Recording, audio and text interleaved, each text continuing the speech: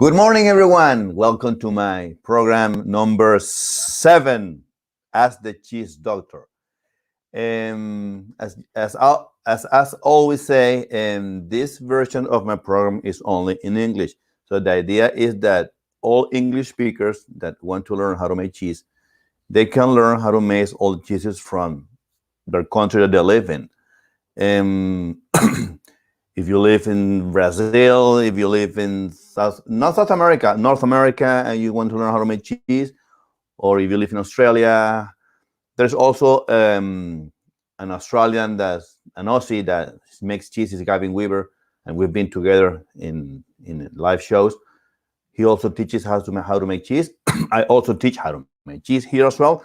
I'm more focused in the South American cheeses, but I also make world type cheeses like Parmigiano Reggiano type, Parmigiano Reggiano type, cheddar, and I can make any type of cheese because I studied in the New Zealand cheese school, and I know how to make any type of cheese.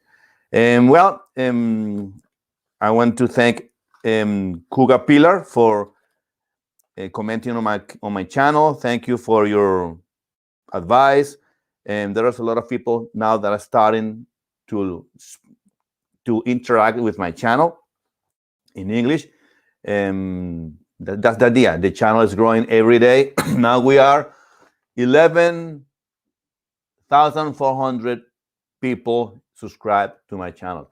And that's the idea, to grow every day. We're growing at a rate maybe 1,000 followers per month, which is good. But we need also English speakers, Chinese speakers to subscribe to my channel. So if they want to learn how to make cheese. Yes, last week we spoke about blue cheese. So this week I'm going to carry on with the topic because it's very long. And I split it in 3 programs because the topic is very long. Today we're going to carry on talking about blue cheese, but I'm going to make a small review about the blue cheese. Okay, so you guys can understand. Tomorrow there is a video that is going to be launched. Is how to make yogurt. Okay, and there are 3 or 4 videos in queue, which are the how to smoke cheese, the tasting of the smoked cheese, how to prepare lactic cultures, how to make them at home. I'm going to make a video about it so you guys can learn how to do it. If you want to make your own cultures, you can make, if you watch the video, you will be able to do it, okay? I'm making also a live webinar. I'm preparing it with a cheesemaker from Kentucky, United States. We want to make a very special type of cheese. It's a cheese that is from my country, that it has a lot of holes, many holes. It looks like the cheese is cross-contaminated, but it's not. Normally, in Venezuela, I am originally from Venezuela. These type of cheeses are made with unpasteurized milk, but around the world, making fresh cheeses or selling fresh cheeses that comes from raw milk is not legal. So we have to. It's compulsory, according to the sanitary authorities, to make fresh cheeses with pasteurized milk. But many people are making this type of cheeses under the table, and they're making it with raw milk and selling it, which is not legal. But anyway, in this webinar, I'm going to teach how to make with Ronald Maldonado. Is a cheesemaker that, as I said, he lives in Kentucky. We're going to make this cheese with a lot of holes, but made with pasteurized milk. And we invented a formula using a special culture that produces gas into the cheese, and you will be able to achieve the holes that are very famous in this type of cheese. This cheese is called palmita cheese, and you guys, if you want to learn how to make it, you will be able to do it. Okay. Let's say let's start with the presentation. But first, I have some comments from people from the channel. Jose is saying that my channel is a school of entrepreneurs. Thank you for that. I really appreciate it. I'm also an entrepreneur, and I've been doing entrepreneurship all my life. And now I'm in this niche cheesemaker. And if you guys want to have a cheesemaker as a cheese business, this is a good place to learn. Okay. Bernardo is asking me if I can make a video for Roquefort. I will make it. Okay, I promise. This is my iPad. We have some videos to come in queue, which is Roquefort cheese. We're gonna make it. We're gonna make pate gras cheese. Is a cheese from Argentina, if you want to make it. And another cheese from Peru, which is queso andino. We're gonna make all these type of cheeses. They're in queue, and we're gonna try to release a video each week. That's the idea. Okay. Well, as I said, today we're gonna start with. We're gonna carry on with the blue cheese topic. So let's share the screen. Let's see. Okay. As I said, we are streaming in Instagram, Facebook, and YouTube at the same time, but in English. Okay, let's go with the slideshow. Okay. Today is my program number 7, and we're going to speak about blue cheeses, second part. But before we carry on, I want to give like a small review from last week. As you know, blue cheeses are these cheeses that have this blue vein inside,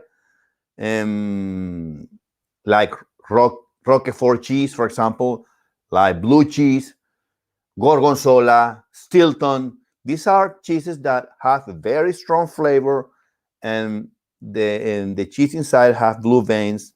When you cut it, it has blue veins. This blue veins is a mold called Penicillium roqueforti. This penicillium grows into the cheese, and there is a technique that how to make the cheese, the mold to grow into the cheese, how to spread it, and I'm going to explain this later on. So, sorry. This mold produce enzyme that produce two processes into the cheese, which is proteolysis and lipolysis. This processes, the proteolysis change the texture of the cheese, and lipolysis change the flavor of the cheese. So, and we can find different type of mold into the market. I'm talking about penicillium. Okay? This penicillium, there are different types of Penicillium roqueforti. Some of them are, the mold that is produced is blue. Others produce a green mold, and some others produce a mixture of them. So depending of how you choose them, or if you want to combine them, if you want, but depending on the mold that you use, you're gonna get a different type of cheese. So that's the idea, and this is the art of cheese making. You can choose whatever the mold you want to make a very specific cheese or blue cheese that's gonna have your touch, and you're gonna have your personality. That's why I always say that cheese making is an art besides science. Okay, so to make blue cheese, we have to respect some premises, because making cheese, blue cheese, you have to follow some kind of parameters. So one of these parameters will be that you have to allow the mold to grow into the cheese. The mold by itself doesn't grow into the cheese. However, the mold, because it needs oxygen to grow. However, the mold can grow with a very small amount of oxygen. Okay, it can stand 1 atmosphere of pressure. So But the idea is to let the mold grow, and to do that, we have to find a way that the oxygen comes inside the cheese. How do we do that? This is a technique that we call piercing, which means that we have to grab like a pin and pin the cheese all the way through. But I'm going to explain about this a little bit later. Another way, another premise that you have to respect is that when we're making this type of cheese, we have to let the gas goes into the cheese. We have to produce natural holes into the cheese by adding lactic bacteria that produce, not lactic bacteria, that we have to add bacteria, they're not lactic, and we have to produce bacteria that produce gas. And this gas will create holes inside the cheese, and when we pierce it, this gas will go out, but the cavities will remain into the cheese, and the mold will spread into these cavities, and the mold will grow. And when we cut the cheese, all the mold will be spreaded and will look beautiful. Another premise that we have to respect is that we have to use pasteurized milk. When we say pasteurized milk, we can use homogenized or non-homogenized. If you use homogenized milk, the cheese will develop a better flavor because the fat is dissolved into the body of the milk, and we're gonna achieve as well a smoother texture into the cheese. Okay. Another premise is that the curd doesn't have to be cooked at high temperatures, like for example Gouda, but it needs to be firm. It needs to be firm so we can handle it properly. Okay. And another premise that we have to respect is that we have to use the mold. We have to use the penicillin roqueforti mold. Of course, it will depend on the type of color that we want. If we want green color, we pick up one type of penicillin. It's in my. If you want to know the type of penicillin, go to my last program, ACG Doctor number 6, and you're gonna find over there the type of mold that are used in cheese making and with code and stuff. So they tell you the color that they will develop. So as I said, based on the criteria according to type of colors and desired flavor that you want from the mold, is the type of penicillin that you have to pick up. Okay, or you have to choose. Okay. When we make this type of cheeses, we have to follow a procedure. The first thing that we have to do is to treat the milk. What treatment do we need to have in place for the milk? The milk should be pasteurized, okay? And also can be part homogenized. You can also use only homogenized milk, but you have to treat your curd very gentle. So because when you cut the curd and start stirring, the curd will shatter, and your cheese is gonna be very dry. The one big issue in making this type of cheeses is that they have a lot of humidity percentage, a lot of moisture.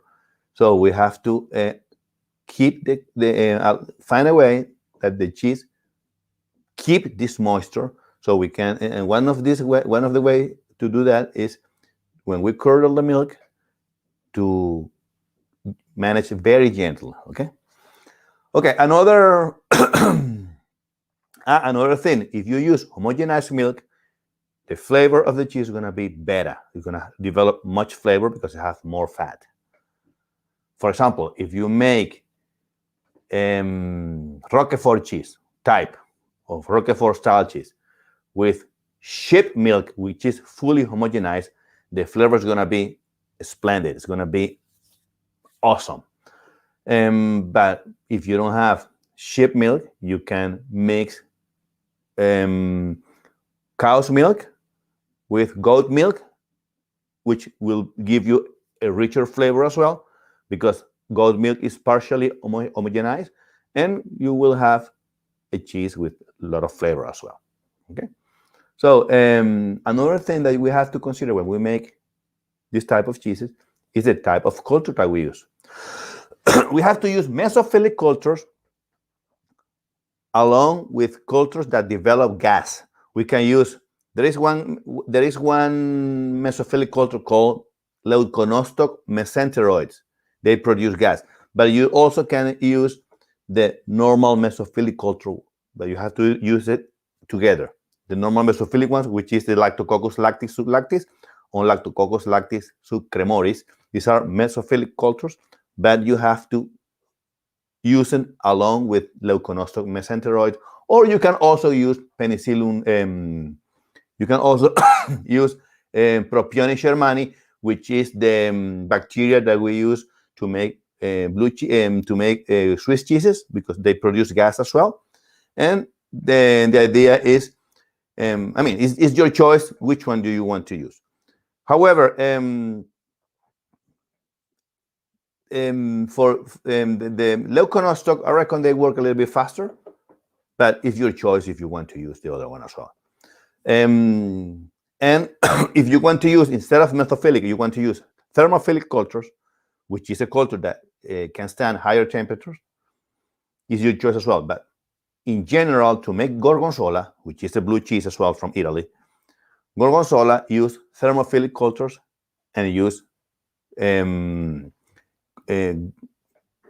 leuconostoc, okay? But you can also use yeast. This yeast, you can find it in the market.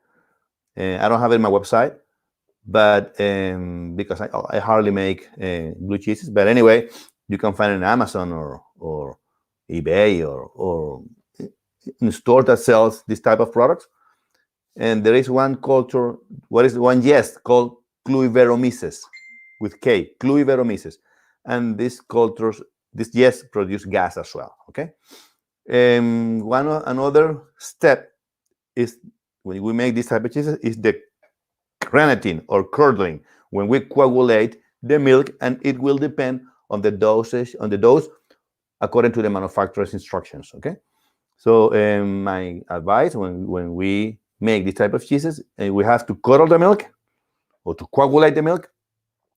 Just follow the manufacturer's instruction on the amount of rennet that we have to use, but make sure that if don't use too much rennet, because if you use too much rennet, your curd will be bitter, or your cheese will be a little bit bitter. And this bitterness, if you want to compete in international tournaments about cheese makings, you're gonna be penalized, because it will give you off flavors. So we have to be careful when we use the rennet. We have to use the right amount of rennet that give you the right texture for your health, for your we call it protein matrix. Okay, but this right amount will not make the curd bitter. Okay. Of course, when we coagulate the milk or when we curdle the milk, we have to cut. This is the normal procedure. In theory, normally we can cut at 2 centimeters or 20 mils, or between 12 and 20 mils. Is your choice what type of cube do you want to achieve. It will. What you need to consider is that the bigger you cut, the more moisture you're gonna get in your cheese. Okay. If you cut small, for example, 10 mils, your cheese is gonna be drier. If you cut at 20 mils, your cheese is gonna be with a bigger moisture content. Okay.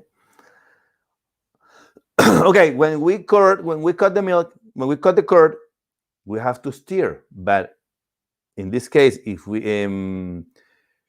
are using homogenized milk, You have to stir very gentle because you can shatter the curd, and if you shatter the curd, your cheese is going to be too dry. So you have to be very careful, okay?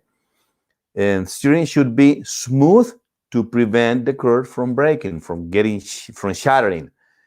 And what I mean by shattering is that the curd, it becomes like a ricotta, and it's very, very small. This is going to make your cheese very dry. So you have to be careful with that. Okay.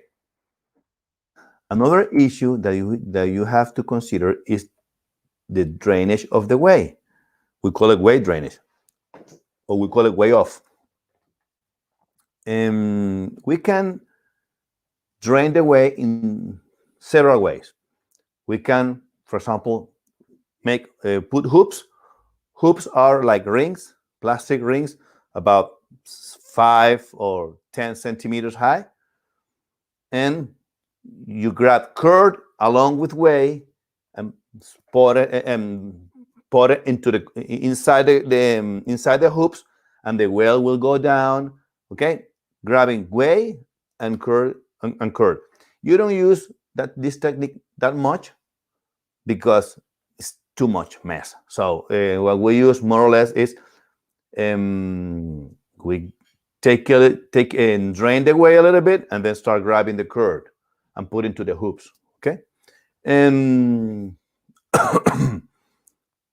and when the curd is into the hoops, the whey will drain. Okay, and the cheese, or the future cheese, will be a little bit will be harder. It's very important that when we are using this method, do not press. Okay, we can press, because the idea is that the curd expel the whey naturally. This is a process called syneresis, where the curd expel the whey. But I'll talk about this in a future program. Okay, another way of whey drainage is filing of mold and addition. Let me see. When you have them, when you mold the cheese, okay, from the vat, just fill into the top, and then sprinkle some salt and the spores of the mold. You can do that as well. The penicillin, you can spread it like a powder, and the mold will develop on the outside. And the salt will help the cheese to expel the whey. The salt will help to the syneresis. Okay. Also, another technique, and this is the technique that I use, is drain all the whey, and then when you have the curd left, just cut the curd a little bit, shatter it, and put into the hoops, and the cheese will carry on expelling whey, and then just flip it each amount of time. Okay, it depends on the type of cheeses that you make. For example, for making camembert, I reckon, I don't remember very well the recipe, but I reckon you have to flip it every 25 minutes in the next 5 hours or something like that. Each cheese will have his method. In blue cheese, next week, I'm going to give you the way how to flip it. I reckon it's each 45 minutes for the next 5 hours, but I will tell you later in the other program. Okay. Another way to drain the whey is to partially press the curd. I mean, take the whey out, and use your hands, you start pressing the curd a little bit so it can carry on expelling whey. And then once the curd is all matte, shatter it and put into the hoops, and the curd will carry on with the syneresis, and then flip it and follow the procedure. Okay. Another process in cheese making is maturing. The maturing is when we age the cheese, when we put it into the cave. In France, they put it in natural cave for 4 weeks, I reckon, or 6 weeks, and the cheese developed this mold, because the cave, inside the cave, they have the penicillium, the genuine penicillium roqueforti, and but in normal practice, just in companies and all around the world, we don't have this cave from France. So what we do is we put it into fridges. So and we achieve the right temperature and the right level of humidity. So, but in summary, to mature the cheese, we have to achieve a pH target at 24 hours of 4.8 and 4.7. This is a range, which means when you are making your cheese, you have to weigh off at a higher pH. I would say 5.3, because when you put the curd into the mold, the curd is still hot or warm, and the bacteria, the lactic bacteria, is still into the curd. You have about 15-25% of lactose into the curd because it's fresh, and the bacteria will carry on feeding from the lactose and acidifying the curd. So you have to expect more acidity the next day. That's why we have to weigh off at a higher pH to achieve 4.8 and 4.7 the next day. So I can tell you exactly what is the pH at weigh off, because you have to calibrate your process. Sometimes and it will depend on the type of bacteria that you use and the amount of bacteria that you use as well. Because if you use more bacteria, the speed of acidification will be faster. And this is a process you have to calibrate. You have to measure this procedure. You have to measure this rate of acidification. And when you weigh off at pH, let's say 5.7, to put a number, and the next day you achieve a pH 5, this means that you didn't achieve the maturing target of, you are not into the band of 4.8, 4.7. So you have to start lowering.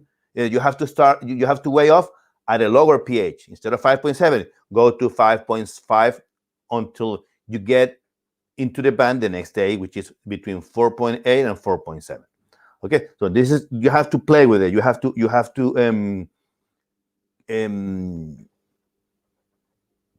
check this band to get this pH level. And as I said, it will depend on the type of bacteria that you use, on the type on the amount of bacteria, the type of bacteria that you use as well, and the temperature that you apply. Okay, so this is a process you have to calibrate. Okay, and another issue is that when you are maturing your cheese, you have to expect a big proteolysis, which is change in texture of the cheese. When we use this type of mold, the mold tends to liquefy the cheese, and it acts from the outside to the inside. There's a process about, in general terms, the mold, what it does is he takes the lactic acid from the cheese, which is and he take it as a food, and he produce enzymes and stuff, and that produce alcohol and change texture and change flavor. Okay, this is what the mold does. And also, when he's eating the lactic acid, it will change the pH. The pH will tend to rise. So when we there is a gradient pH between this attack from the mold is from the outside to the inside, and the mold start to liquefy the curd, literally. I'm talking about literally liquefy, and this you have to it will liquefy the mold, and then it will change the texture. So you have to measure this speed of attack. If you let the mold to act too long, you're gonna get a runny texture into the cheese. So you have to, but I will explain you this in the recipe. Okay. Also, when you are maturing the cheese, you have to expect very piquant flavors and strong smells. This is because in the lipolysis and the proteolysis there is production of alcohol. I'm not going to go in detail with this because it's not for this level, but just to let you know that the piquant flavor, and it smells very strong and sometimes very bad, is because of the cheese is maturing. It's not that the cheese is rotten; it's just maturing. If you feel that the smell of the cheese is rancid, there is a point that you have to worry about. But if the flavor, if the smell is just strong, piquant, and not rancid, it's normal. This is a normal process in the maturing of the cheese. Okay. And another issue that you have to know as well is that if you salt your cheese too much, you will inhibit the lipolysis of the cheese, which is the change of flavor. So generally, what we do is when we put the cheese into the cave, we just wash the excess of salt and then put it into the chamber for ripening. Okay. Another thing that you have to consider when you are aging your cheese is you have to turn it. Okay. Sorry, when you're aging your cheese, not when you are making your cheese, you have to turn your cheese. This means that when you are molding, okay, you have to flip the cheese, as I said, each amount of time, every 25 seconds, every 25 minutes. In blue cheeses, each 45 minutes for the next 5 hours. Okay. To salt it, you can salt it with brine, rubbing the cheese. This is what we use, rubbing the cheese on the outside. Flip it and rub the other side with dry salt. You can also mix it with the curd before hooping, or you can use a combination of the method. This technique is decided by you because you're the cheese maker. But one very important step that you can't miss, okay, is to pierce the cheese. After the cheese is done, and you can manage with your hands, okay. Of course, you can pierce it the next day. You have to wait a little bit. You have to wait several days for the cheese to get a little resistance, to dry it up a little bit. And once the cheese, you can handle it with your hands, is the moment to pierce it. How do you pierce the cheese? Generally, this company have like a small plate with a lot of pins, and you just press it, boom, and pass it through. This will allow the oxygen to go inside the cheese. But if you're making the cheese at home, what you have to do is you can grab your own thermometer, which is a pin about this big, and start pinning the cheese from one side to the other. The idea is to pass the cheese through with the thermometer, because the thermometer has like a stainless steel pin.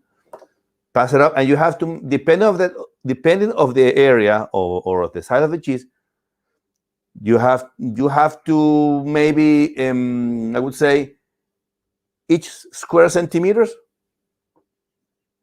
you have to pin the cheese, which means that in 300 mils diameter cheese, you have to pin it about 40-60 times, because all the way through. In this way, the mold will grow inside. And sometimes in the aging process, these holes get stuck, so you have to repin the cheese. But when you start making your first Roquefort cheese or your first blue cheese, you will notice that the holes are stuck, are obstructed, and then you have to repin the cheese. Okay. After you pierce your cheese, you just put it back into the maturing room or into the cave and leave it for 4 more weeks. But there is a technique that you have to follow. You have to put your cheese, instead of like this, you have to put it like this. Okay, I'm going to explain you in the recipe next week, and turn it, okay, for the next 4 weeks.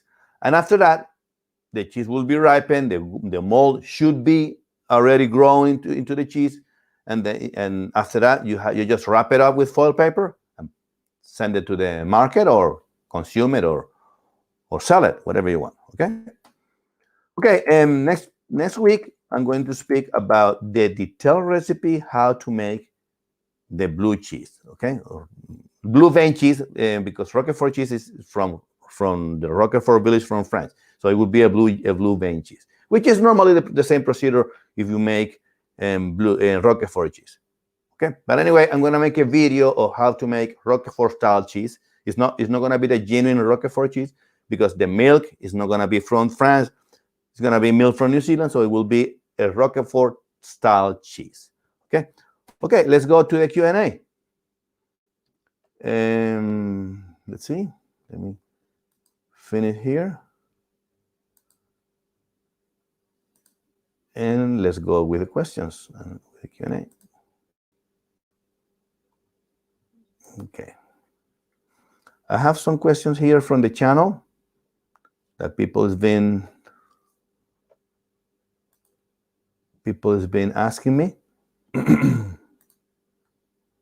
Wait. Here. Okay, let's start. Susie, it says, if you guys have a question as well from the channel, if you guys that are attending, if you want to ask a question, Manal Baguacer. Hi, Manal, how are you? Long time no see you. You didn't come last week.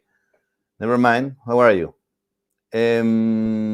Tomorrow there is gonna be a new video how to make yogurt. If you want to learn how to make it, just keep an eye on it. Okay. Maxwell. Maxwell de la Rosa speaking in Spanish. Yeah, thank you for calling. And this channel, Maxwell, this channel is only in English. Okay, so you can attend the other channel in English, but thank you for commenting here. No worries. Okay. Man, I'll have a question. Have an answer. Yeah, have a question. Let me see. When I make cheese, if increasing pH for the curd, we should I do to decreasing pH? Well, look, Manal, that's why you need to have a pH meter. If you, what happens when you are making your cheese and you coagulate your milk, you're gonna get your curd. Okay, the curd will be your substrate, which is the solid part. This solid part will have, in this moment, about 25% lactose. And the lactic acid bacteria will eat this lactose and produce lactic acid. Okay, this is the procedure. So you have to keep an eye on this, because the lactic bacteria, or I would say in a better way, this acid production will denature your calcium into your calcium. I'm going to say calcium. I'm going to say that to put it in simple words. It's going to denature your calcium. So after the calcium is denatured, if you pass your pH target, you won't be able to come back to a higher pH. So that's why you need to weigh off. For example, if you're going to make feta, I wouldn't say feta. If you're going to make queso fresco, which is a very basic cheese, it's a cheese that you have to weigh off at pH 6.1. But for any reason, you pass the pH 6.1. And when you realize you have pH 5.8, which is more acid, you're not going to be able to come back to 6.1. What you have to do is hurry up and weigh off straight away. Okay? And for your next cheese, you have to keep an eye on the process, or maybe if the acid production, the rate of acid production was too high, you have to lower the amount of lactic culture that you're gonna put in that you're putting into the cheese.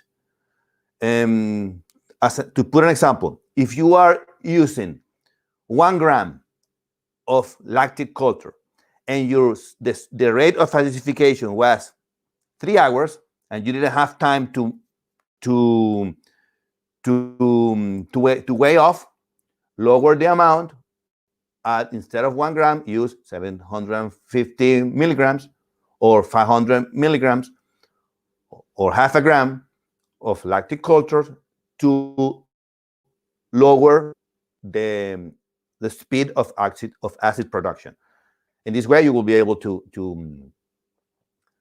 have time. You will have time to manage your curd and do all the process that you're going to have to do. But once the pH is lower, is lower than the pH target, you can't do anything about it, unless you have mold in it. But to have mold, it's a different type of cheese. Okay.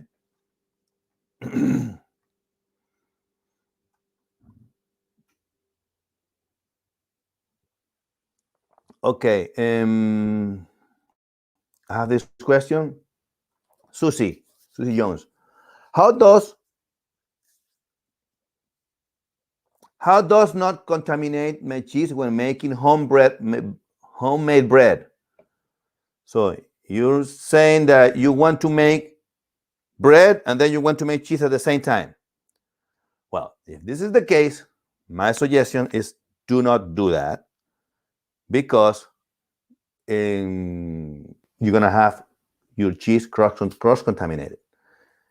This is unavoidable, in that if you're making bread, you will contaminate your cheese. So you will have cross-contamination. Don't do that, because that's not the way it should be. Okay, when you're making cheese, you're making cheese. When you're making bread, you're making bread. What I do, because in my house, I make cheese in my house. I have to follow a procedure every time that I make cheese, because I have my permit from the Ministry of Primary Industries. So what I do is, before I make any type of cheese, I first wake up very early in the morning to sanitize all my kitchen. I rub all the walls with chlorine solution at 500 parts per million. I put on gloves, mask, and watch all the tops and sanitize everything. Clean the floor with the same with quaternary ammonium. I mean, the thing is that you have to sanitize your premises before making cheese. If you are making both bread and cheese, you have to do this procedure. In this way, you will avoid cross contamination. However, when you make the cheese, if you want to be sure that your cheese is not cross contaminated, you have to make lab test. So you have to send a sample to the lab and make the proper test to see if you have cross contamination, like Streptococcus aureus, aerobic plaque count. Okay, these are more or less the type of contaminants that attack the cheese. Okay, I hope I have answered your question. Carlos, let me see. Carlos, let me see, Carlos. Do you wash, rinse new cheese before using? Look, when you make cheese, especially if you're going to press the cheese, your cheesecloth needs to be sanitized. If you just grab your cheesecloth from your closet or from your drawer and make the cheese and wrap it up, you're going to have your cheese cross-contaminated with Streptococcus aureus, or maybe Penicillium roqueforti or Penicillium aspergillis, which is floating on the air. So you have to be very careful before you use your cheesecloth. What I do is I prepare a container with 30 liters of chlorine of 200 parts per million of chlorine solution. How to prepare this solution? You just have to dissolve 30 milliliters of bleach in 1 liter of water. Okay, this is the amount. If you're going to prepare 30 liters, just make the numbers. Okay, that 30 liters and multiply 150 mils times 30, and you're gonna get your numbers. Okay. Once you prepare, after preparing this solution, grab the cheesecloth, put it into the solution, and leave it for 2 minutes minimum. You can leave it for more, but minimum 2 minutes. In 2 minutes, all the your cheesecloth will be sanitized, and you can use it without problems. Okay. Another way is to use disposal cheesecloths that they are sold into the stores. I don't have it, but these are from like plastic lining with small holes. They're very good. I have some, and the idea is to. But if you don't want to use them, use the normal ones, the cheesecloth. I have it in my website. I have heaps. So but first put it into the chlorine solution, and you will guarantee that your cheese is going to be really good. Okay. Summer. What is a good cheese to make with store-bought milk that tends to give you shattered curds?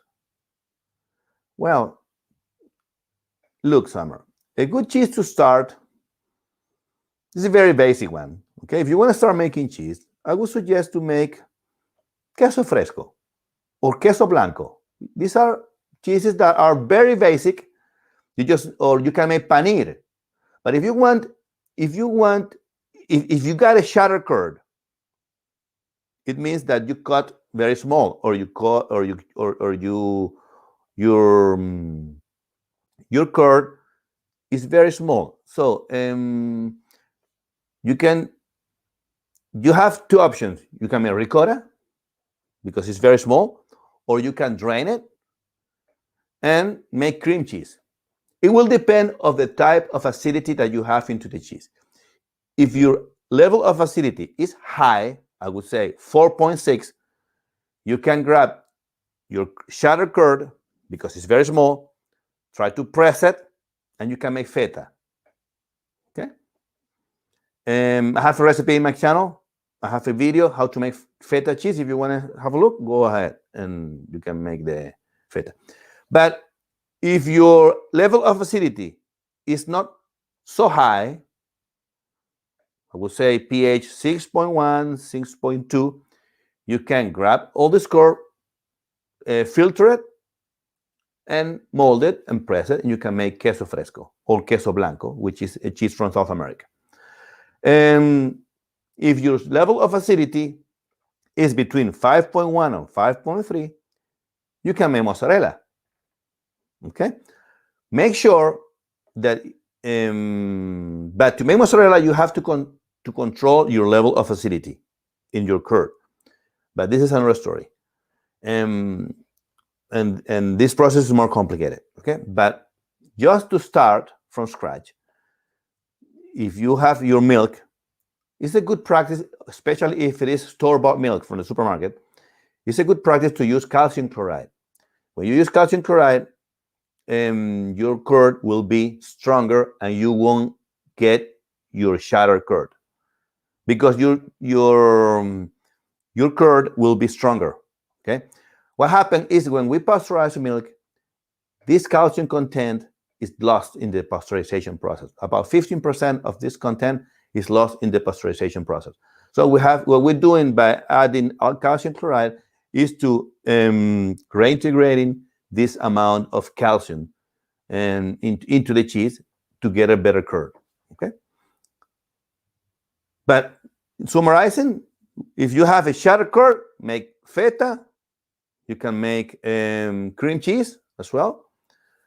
And if your level of acidity is not so high, You can make queso fresco o queso blanco. Okay. Okay, let me see. Andy Colina. Saludos, soy venezolano. Hi, Andy. How are you? This program is in English, but anyway, you're more than welcome. But if you want to ask something, you will have to do it in English. Okay. No problem. No problem. Okay. Let's carry on. Mohammed. Oh, this question are all from my channel. Okay, let's see. Just wondering, if I press sliceable cheese, could be made using store-bought cottage cheese? I've made a Lithuanian sūris by boiling 2% milk down with buttermilk and pressing it. But then I'm stuck with all that whey. Well, look, what you can do, if you want to make cottage cheese, you have two choices, okay? You're saying that you want to make use cottage cheese to get a sliceable cottage cheese. Well, what I would do is I would make the cottage cheese as per the recipe. There is a video in my channel, and then once you get the curd, put it into the cheesecloth, press it, okay, press it into the cheesecloth. In this way, the cheese will expel more whey, and you're gonna get a sliceable cheese. Now, what to do with the whey? You will have the whey anyway. I mean, when you make cheese, one part of the process is to throw the whey. So, but to make cottage is a very basic cheese, and you have to curdle the milk naturally by using lactobacteria. You can also use rennet, but a very small amount. There is a recipe in my video.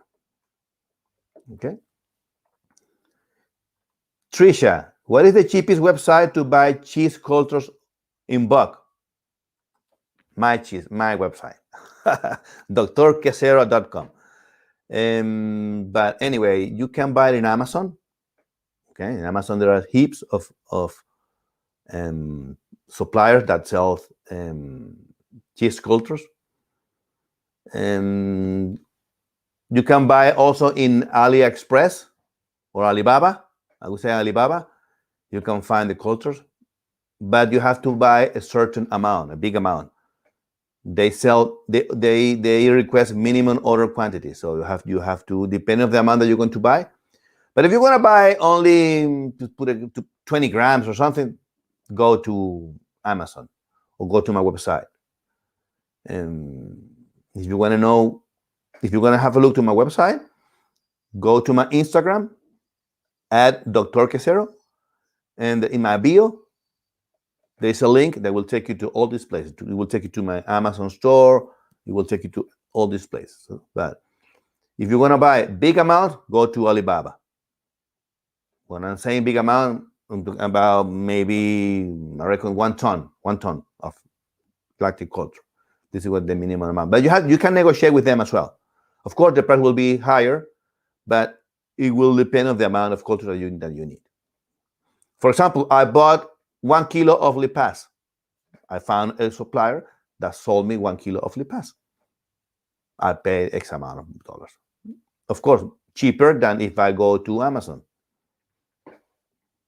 Okay. Let's see.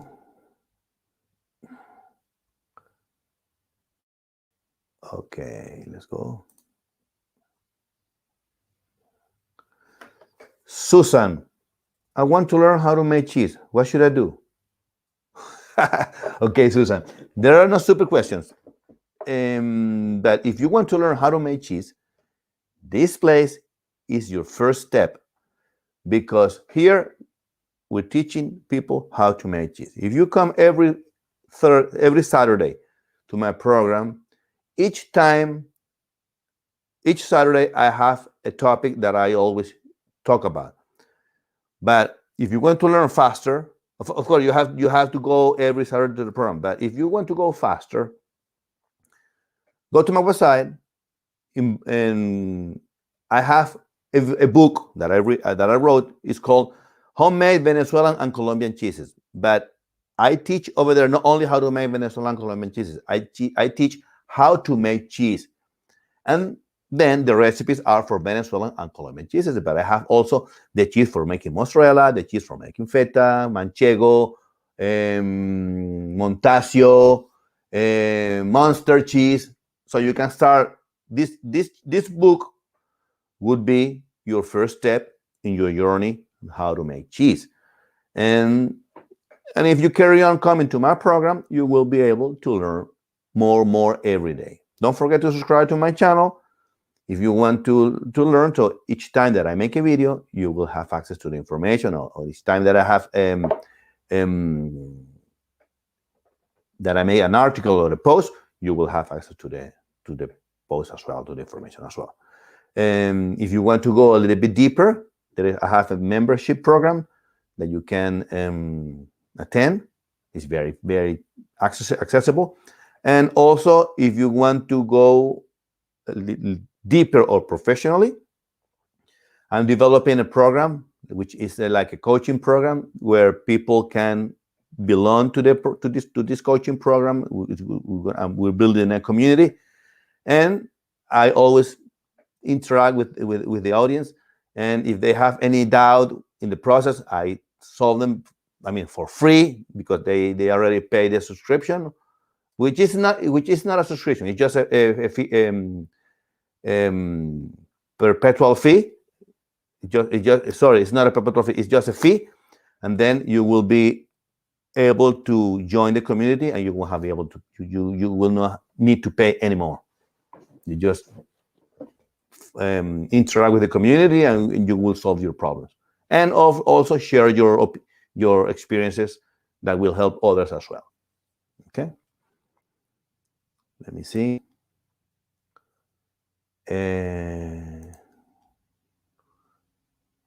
What was the time? Ooh, almost the time. And we still have questions. Gee.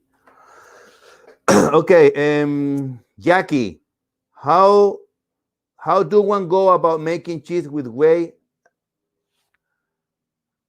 How do one go about making cheese with whey as a starter? So what I understand, Jackie, is that you want to use your whey as a starter culture. Okay, you can do that, but the thing is, when you do that, how to do it? Just grab maybe 1 liter of whey, put it in a container. You have to sanitize your container first. Put the lid and put it into the freezer. The idea is to get the whey frozen. You have to freeze the whey. When you need it, you have to cut a piece of ice of this whey, put it into the milk. This has your goods. This has your pros and your cons. Your pros, you're saving money in the lactic culture. The cons is that when you use your whey, you have 85% of your rennet into the whey. So when you in your next cheese, when you put your piece of ice into the milk, and then when you heat up the milk to the temperature of the recipe, maybe you will have your milk coagulated before you use the rennet. Okay, so it will affect your process because you won't have a standard product. Another issue that you could experience is that your whey should have a certain level of acidity. So when you put this block of ice into your milk, you're putting as well lactic acid into the milk. And lastly, or last, you also can have pathogen bacteria into your way without noticing, because I don't know, maybe you had a fly into your kitchen that just step into the pan or into your pot and put E. coli over there, and then you grab this way, put into your freezer, and you have the E. coli bacteria into your block of ice. When you put it back into the pot, you will cross contaminate your lactic, you will cross contaminate your milk, and then your cheese won't be safe. So of course you can do it. There are pros and cons, but in my personal opinion, I don't recommend it, because when you are using whey, you're starting your cheese from a step above. The idea is to start making cheese from scratch when the lactic bacteria hasn't produced lactic acid at all because it's dormant. And the idea is to wake them up, put in the lactic bacteria in the right environment, and then if you follow this procedure, your lactic cultures, that they are sterile as well because they are not contaminated with bacteria, pathogens, and stuff, your product will be safe for the consumer. Okay, if you're gonna make it for your own consumption, it's all right. Do it for your house. If you're using your own kitchen, go ahead, do it. But you won't have a standard product, and you will notice it. You will notice that when you are curdling the milk, when you put the block of ice, when the milk reaches the temperature, boom, it coagulates automatically. Okay, so you have to be careful.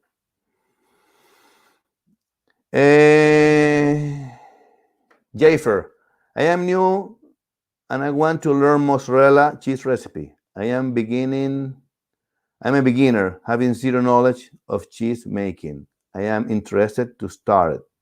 Please help me how it starts. Okay, look, Jafer. In my channel, there is a video how to make mozzarella. Go and find it. In summary, the key to make mozzarella is to control the acidity. To control the acidity, you have to curdle your milk, and you have to allow the lactic bacteria to produce lactic acid, and this acid production needs to be controlled, and you have to have like a window of acidity, which is between pH 5.1 and 5.3. If you are into this window, your cheese will stretch. If you are outside this window, your cheese will not stretch. However, there is a recipe that is in my channel as well, how to make mozzarella using my cheese kit. I have a cheese kit to make mozzarella. It's a cheese to make one of my cheeses, or one of the cheeses of my country, which is queso de mano. But queso de mano is a mozzarella as well. So with this cheese kit, you can make mozzarella, you can make Oaxaca cheese, you can make burrata, and you can make our Venezuelan cheese called queso de mano. However, this cheese kit is for people that doesn't have experience, because all the sackets come pre-dosed, so you have to open the sacket, put into the milk. You don't have to measure anything. So it's very easy for people that wants to learn and they want to start making cheese. After you learn, okay, you will be able to make your own cheese. When you learn, you will be able, if you carry on coming to the program, you will be able to learn more. And if you read my book, which is in my website, and it's in English as well, you will be able to learn, and then you won't need the cheese kit anymore. You will be able to make the mozzarella cheese just by adding the ingredients and stuff. You will need the cheese kit anymore. So, but it depends what you want to do. If you are lazy and you don't like to study, okay, no problem. This is how you are. Okay, but you want to eat the cheese, make the cheese with my cheese kit. But if you really want to learn, use my book. With my book, you're gonna learn. Or if you want to go deeper, There are in Amazon, there are heaps of books. They are very expensive. I have some of them, but each book costs maybe 300, 200, $400. But if you really want to go serious into the business, it depends what you want. Okay. Okay. I reckon that's all, guys. As I said, thanks for coming, Manuel. Thanks for coming, Manal. Thanks for coming. I hope I see you guys next week. Remember, spread the voice spread the word that I am always here in this space, in this channel, every Saturday at 11 o'clock. This is the English version of the channel. Every Saturday I'm here. Spread the word so more people can join us, and we can make the show a little bit more interactive. Okay. So thanks for coming, and see you next week. Bye.